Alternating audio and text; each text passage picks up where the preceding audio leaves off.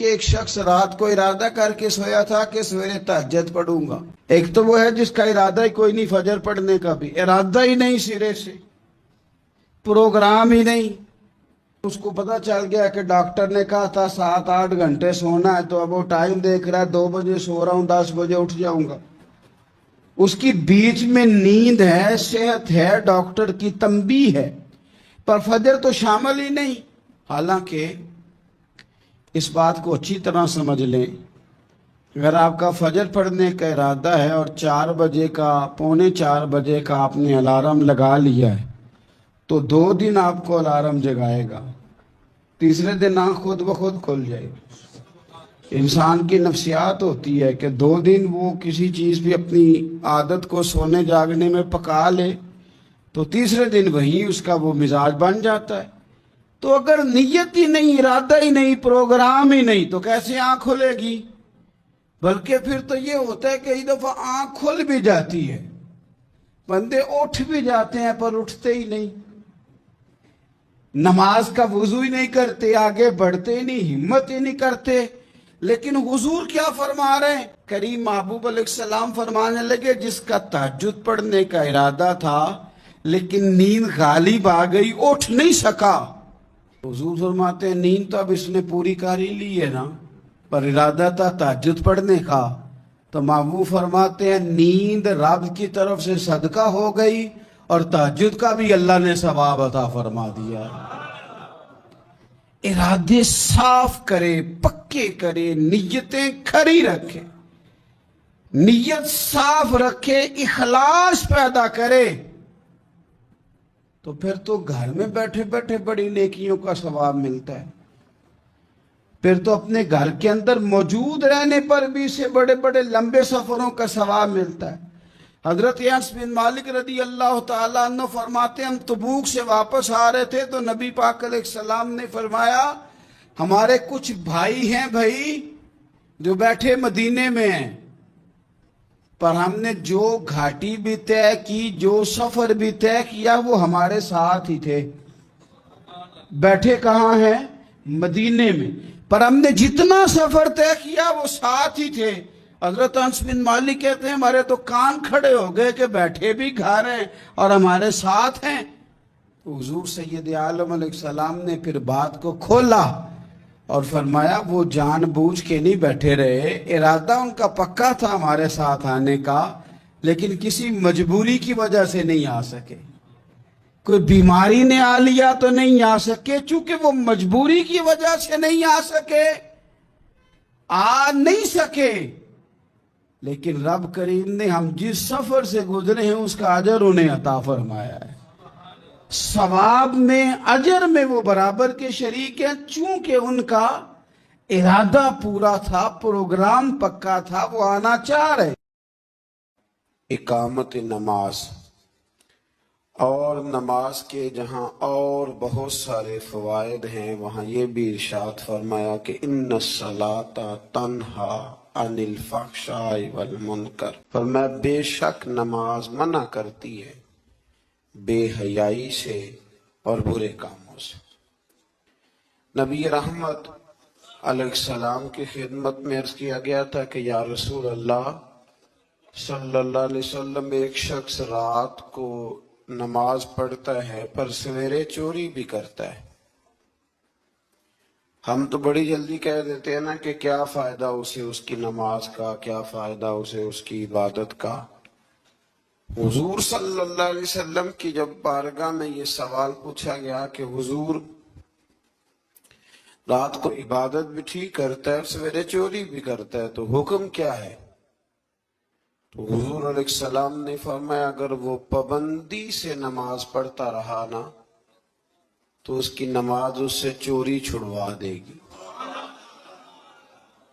اس لیے کہ نماز بے حیائی اور برے کاموں سے روک دیتی ہے. اگر کوئی کمزوریاں ہیں انسانی تقاضوں کے تحت تو نماز کی پابندی کریں. اگر آپ نماز کے پابند ہو گئے نا، کچھ وقت لگے گا تو پھر وہ بھی ساری کمزوریاں اللہ دور فرما دے گا۔ شرط یہ ہے کہ اس کو پابندی کے ساتھ پڑھتے رہیں۔ کچھ دوست کہتے ہیں نماز میں دل نہیں لگتا، تو میں نے کہا نہ بھی لگے تو پھر بھی پڑھے۔ تو میرا سوال یہ ہے کہ ایک آدمی بالکل فارغ ہے، سوائے نماز کے، عبادت کے، سونے کھانے کے اسے کوئی کام نہیں، اور ایک شخص بیچارہ مزدور ہے، وہ ریڑھی لگاتا ہے، مثال دینے لگا ہوں،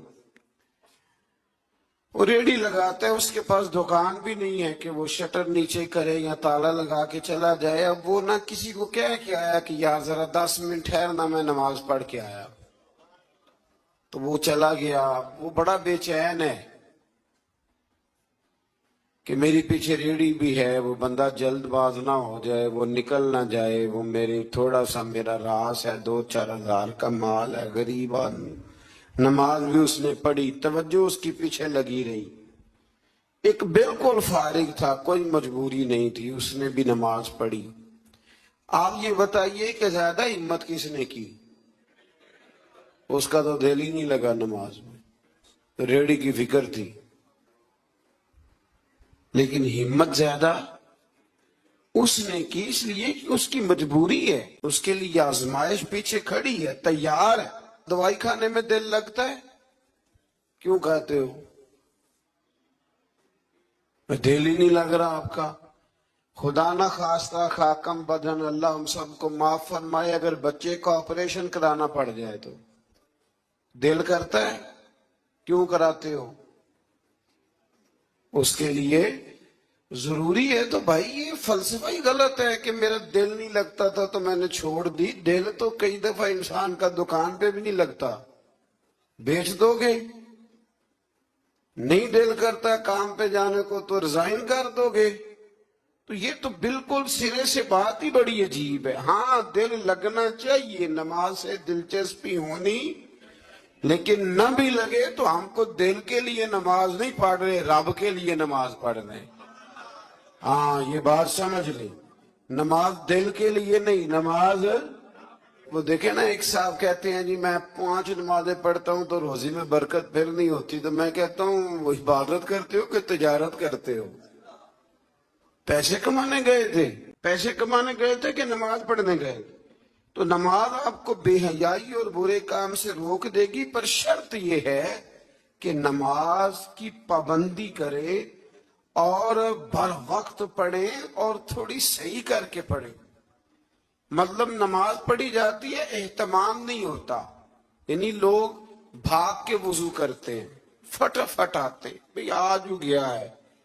بڑی جو بندہ گاڑی بھگا کے لاہور پہنچنا چاہے تو وہ 15 منٹ جلدی پہنچ سکتا ہے، 1 گھنٹہ پہلے پہنچ سکتا؟ ممکن نہیں میرے عزیز، وہ ہو نہیں سکتا۔ جلدی نماز پڑھنے سے آپ کیا کر لیں گے؟ صحیح کر کے پڑھیں، سونی کر کے پڑھیں، تسلی کے ساتھ پڑھیں، ٹھنڈے دل کے ساتھ پڑھیں۔ مطلب نماز پڑھیں تو پھر مزہ آئے۔ امام اعظم کا ایک پڑوسی ہے تو وہ کہتا ہے کہ امام صاحب نا گرمیوں کے دنوں میں نا چھت پہ چڑھتے تھے، جو کہ میرے گھر میں عورتیں نہیں تھی، مرد ہی تھے زیادہ، اور میرا ایک بچہ تھا چھوٹا۔ کہتے ہیں کہ وہ چھت پہ نماز پڑھا کرتے تھے تو وہ اتنی دیر تک کھڑے رہتے کہ لگتا کوئی ستون کھڑا ہے، رات کو ستون محسوس ہوتا، اتنی دیر تک وہ تلاوت کرتے، اللہ کی بارگاہ میں کھڑے رہتے۔ تو فرماتے جب ان کا انتقال ہوا تو میرا بیٹا کہنے لگا کہ ابا جی پڑوسیوں کی چھت پہ جو کھمبا تھا، جو ستون تھا، وہ کہاں گیا؟ تو کہتا میں رو پڑا۔ میں نے کہا بیٹا وہ ستون اور کھمبا نہیں تھا، وہ تو ابو حنیفہ تھا جو اپنے رب کے حضور کھڑا رہا کرتا۔ تو دلچسپی پیدا کریں۔ اللہ تعالیٰ ہمیں رمضان کے بعد بھی پابندی صلاۃ کی توفیق عطا فرمائے۔ آیت نمبر 46 میں اہل کتاب سے بحث اور مباحثہ اور مجادلہ کے آداب اور اسلوب تبلیغ کے شائستہ اور پسندیدہ ہونے کا بیان کیا گیا۔ جب آپ تبلیغ کریں تو آپ کے جملے بڑے شستہ ہونے چاہیے، صاف ستھری بات آپ کریں۔ قرآن مجید نے کہا نا ادعو الی سبیل ربک بالحکمہ والموعظۃ الحسنہ، لوگوں کو اللہ کی طرف بلاؤ تو خوبصورت نصیحت کے ساتھ، حکمت کے ساتھ اور اچھے انداز میں. اب تو اللہ تعالیٰ معاف کرے، کبھی کبھی سوچ میں پڑ جاتے ہیں کہ یہ مطلب کیا ہو رہا ہے. یعنی اب مولوی کے نام کے نیچے لکھا ہے فنی مولوی، مولوی کے نام کے نیچے لکھا ہے، اور اس کو دیکھنے والوں کی تعداد لاکھوں میں ہوتی ہے، کہتے ہیں یہ مولوی فنی ہے. بھئی آپ تھوڑا سمجھیں، مسجد میں تو جو آدمی زیادہ ہنستا ہے اس کی قبر میں اندھیرا ہوتا ہے. آپ یہ کیا کر رہے ہیں؟ ہاں کوئی بات ایسی آ جاتی تھی تو اللہ کے نبی بھی مسجد میں مسکراتے تھے، حضور بھی مسکراتے تھے، صحابہ بھی مسکراتے تھے. اور صحابہ کہتے ہیں حضور جب مسکراتے تھے تو دانتوں سے نور نکلتا تھا، مسجد نبی کی دیواریں بھی چمک اٹھتی تھی. لیکن یہ مطلب مولوی کو اس لیے بلانا کہ وہ لطیفے سنائے گا، وہ طنز و مزاح کی بات کرے گا. تو آپ نے کیا فرق رکھا مسجد میں، اللہ کے گھر میں اور دیگر جگہوں پہ؟ آپ ذرا سمجھیے اس بات کہ وہی بات جو قرآن نے کہی کہ لوگوں نے دین کو کھیل تماشا بنا لیا ہے، معاذ اللہ لوگوں نے کھیل تماشا سمجھ لیا ہے، تو کس طرف مطلب قوم لگ گئی ہے. اور بڑا بڑا عروج ہے اور بڑی بڑی باتیں ہیں، بیچ میں ہے کیا کہ لطیفے سنائے جا رہے ہیں اور داستان سرائی ہو رہی ہے اور کہانیاں ہو رہی ہیں، اور قوم ہے کہ وہ اس پر لگی ہوئی اچھی نصیحت، خوبصورت جملے. میرے رسول کریم علیہ السلام کے غلام کہتے حضور جنت کا ذکر کرتے تھے تو یوں لگتا تھا ہم جنت کی سیر کر رہے ہیں. حضور دوزخ کی بات کرتے تو ہمارے خوف سے رونگٹے کھڑے ہو جاتے، اور حضور قیامت کا ذکر کرتے تو یوں لگتا کہ نکل کے باہر جائیں گے تو قیامت آ جائے گی. یہ انداز تھا حضور کا بات کرنے کا. تو لہذا بڑی شستہ، بڑی صاف ستھری اور بڑی میٹھی اور بڑی ٹھنڈی بات کریں. دین کی بات جب آپ کریں تو پھر اس میں حسن چھلکے. عام آدمی اور دیندار آدمی کے لب و لہجے میں فرق ہونا چاہیے، اسے سمجھنا چاہیے. اللہ توفیق عطا فرمائے. رسول اللہ صلی اللہ علیہ وسلم کی صفات میں سے ایک صفت نبی امی ہونا بھی ہے. امی کا معنی اعلیٰ حضرت نے فرمایا بے پڑھا ہوا، جس نے دنیا میں کسی سے پڑھا نہ ہو. یعنی آپ نے رسمی طور پر لکھنا پڑھنا نہیں سیکھا. اس میں بھی اللہ تعالیٰ کی بے پناہ حکمت ہے کہ حضور نے دنیا میں آ کے پڑھنا لکھنا نہیں سیکھا. آیت نمبر 48 میں فرمایا کہ آپ نزول قرآن سے پہلے کوئی کتاب نہیں پڑھتے تھے. یہ بڑی انوکھی بات کا ذرا سمجھیے، یہ بھی میرے نبی کی شان ہے. حضور نے قرآن کے نازل ہونے سے پہلے رب فرماتا ہے کوئی کتاب پڑھی ہی نہیں. کوئی کتاب حضور نے پڑھی نہیں، لیکن حضور تورات کی باتیں بھی بتاتے تھے، انجیل اور زبور کی باتیں بھی بتاتے تھے. وہ نہیں پڑھا حضور نے، اور نہ ہی نبی پاک علیہ السلام دائیں ہاتھ سے لکھتے تھے.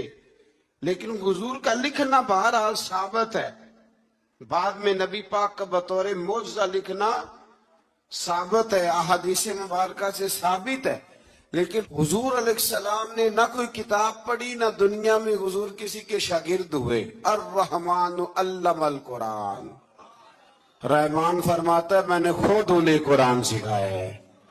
حضور نے اپنے رب سے سیکھا، ڈائریکٹ اللہ کے شاگرد ہیں میرے نبی کریم. اور یا اللہ کیا سکھایا، کیا سیکھا؟ تو فرمایا وَعَلَّمَكَ مَا لَمْ تَكُنْ تَعْلَمْ. محبوب جو نہیں جانتے تھے رب نے سارا ہی سکھا دیا ہے. لوگ پوچھتے ہیں آپ کے استاد کا نام کیا ہے؟ ایک جتنا بڑا استاد ہو شاگرد کا علم بھی اتنا بڑا ہوتا ہے. تو نبی پاک نے اللہ سے سیکھا ہے. اب آپ اندازہ کر لیں کہ اللہ نے کیا کیا علم میرے رسول کو سکھایا ہے.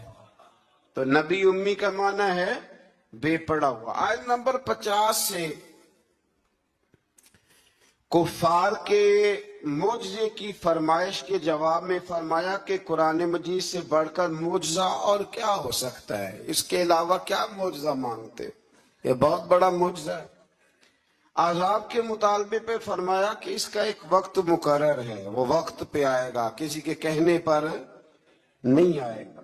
آیت نمبر 56 میں مومن بندوں کو فرمایا جا رہا ہے کہ جس سرزمین پر اللہ تبارک و تعالیٰ کی رضا کے مطابق زندگی گزارنا مشکل ہو تو اللہ تعالیٰ کی عبادت کی خاطر وہاں سے ایسی سرزمین کی طرف ہجرت کر جاؤ جہاں تم بے خوف و خطر اپنے رب کی بندگی کر سکو۔ ہجرت کرنے کا حکم دے دیا اگر کہیں کھل کے عبادت کرنے کا موقع میسر نہ ہو۔ میرا خیال ہے کہ دنیا میں شاید ہی کوئی ایسا خطہ ہو جہاں کھل کر عبادت کرنے کا موقع میسر ہے۔ میں نے برطانیہ میں ایک مدینہ مسجد دیکھی، بہت بڑی وسیع مسجد۔ میں نے ایک جمعہ وہاں پڑھایا تو جمعے کے بعد ہم نمازیوں کے بیچ بیٹھے۔ میں نے کہا ہم نے بڑی شاندار مسجد بنائی، تو وہ کہنے لگے کہ یہاں کی حکومت نے ہمارے ساتھ تعاون کیا۔ آپ حیران ہوں گے میری بات سن کے۔ وہ کہنے لگے جب ہم مسجد تعمیر کر رہے تھے تو یہاں سے پیچھے سے ایک روڈ گزرتا تھا، تو ہماری مسجد میں آڑے آتا تھا، تو ہم نے گورنمنٹ کو اپلیکیشن دی کہ یہ روڈ آ رہا ہے، تو کہتے مسجد کی خاطر گورنمنٹ نے روڈ بند کر کے روڈ اوپر سے گزار دیا ہے۔ اب تو عبادت کرنے کی تو کوئی دقت نہیں، پر شرط یہ ہے کہ عبادت کرنے والے بھی تو ہونے چاہیے نا۔ عبادت کرنے کی کوئی پریشانی اور نہ بھی ہو تو اللہ کے محبوب کے لیے اللہ نے ساری زمین کو مسجد بنا دیا ہے۔ حضور فرماتے ہیں میرے قدموں کی برکت سے ساری زمین مسجد بن گئی، جہاں سجدہ کرو گے رب قبول کرنے کا، پر شرط یہ ہے کہ بندہ سجدہ کرے۔ فرمایا اور کتنے ہی جانور ہیں جو اپنا رزق اٹھائے نہیں پھرتے، ان کو اللہ رزق دیتا ہے، اور تم کو بھی، یعنی انسان کتنی ہی منصوبہ بندی کیوں نہ کرے، اسباب کا اختیار کرنا بجا ہے، لیکن رازق حقیقی طور پر صرف اللہ تعالیٰ ہی ہے۔ جانوروں کو کبھی دیکھے آپ نے کہ انہوں نے گٹھڑیاں باندھ کے اپنا رزق باندھا ہو؟ تو اللہ فرماتے ہیں جن کا کوئی سبب نہیں، جب میں انہیں دیتا ہوں تو تمہیں کیوں نہیں دوں گا؟ رزق دینے والا اللہ ہے۔ پھر آگے جا کے آیت نمبر 64 میں فرمایا کہ دنیاوی زندگی کے کھیل اور تماشا ہونے اور اخروی زندگی میں اصل زندگی ہی تمہارے لیے وہ ہے جو آخرت کی زندگی ہے۔ دنیاوی زندگی تو صرف کھیل اور تماشا ہے، کھیل ہے۔ مطلب جب کوئی دنیا سے چلا جاتا ہے تو پھر لوگ کیا کہتے ہیں؟ کوئی کیا کر سکتا ہے؟ کر سکتا ہے کچھ؟ یہ تو ایک کھیل اور تماشا سا ہے۔ مطلب میں نے بچے پالے تو پھر بعد میں میرے بچوں نے بچے پالنے شروع کر دیے، پھر ان کے بچوں نے بچے، اور بہت بڑا لفظ ہے جناب یہ ہمارے پاس، بچوں کے لیے کر رہا ہوں جی۔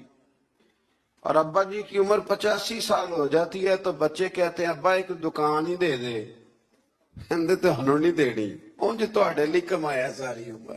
تو میں کہتا ہوں یہ جو بچوں کا بہانہ ہے نا، یہ بہانہ ہے۔ بینک بیلنس اپنے نام کا، مکان اپنے نام، گاڑی، اور روز کہتا کیا ہے؟ او بھائی میں یہ کہہ رہا ہوں کہ یہ بہانہ ہے، بچوں کے لیے ہے، بالکل ٹھیک ہے، لیکن بچوں کے کام تو آئے گا نا ہمارے جانے کے بعد۔ آج تو مالک اور وارث ہم ہی ہے نا، اس لیے تھوڑا نکلے اس کھیل تماشے سے، اس آخرت کی بھی فکر کریں۔ امام زین العابدین گھر میں نماز پڑھ رہے تھے تو آگ لگ گئی، لوگ بجھاتے رہے، امام صاحب نماز پڑھتے رہے۔ نماز کے بعد لوگوں نے کہا حضور ہم آگ بجھا رہے تھے، آپ نے توجہ ہی نہیں کی۔ فرمایا تم دنیا کی بجھا رہے تھے، میں قیامت کی بجھا رہا تھا، میں دوزخ کی آگ بجھا رہا تھا۔ ادھر بھی تھوڑی توجہ کریں، اللہ توفیق عطا فرمائے۔ آگے پھر سورہ روم شروع ہوتی ہے۔